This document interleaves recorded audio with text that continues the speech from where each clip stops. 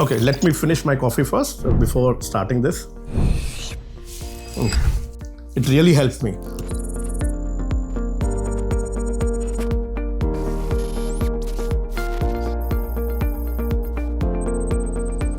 Okay, so today we have metal chassis with 4 encoder motor. Let me open this kit for you and then let's have a look what's inside. This is our branding, ThinkRobotics. This kit is from High Wonder and we are their exclusive distributor in India. So this is metallic plate. Then second we have this metal chassis, Ackerman Metal Chassis with 4 encoder motors. Let me show you.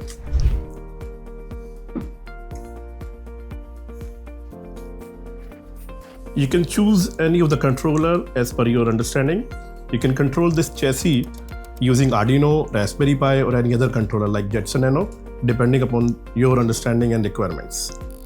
Then this is top plate where you can connect any of the camera or controller, whatever you feel so. This chassis comes with a small board for the driver board. Then we have a screwdriver, some screws to connect the top plate and the other hardware on this. Let's meet you again in the next unboxing video.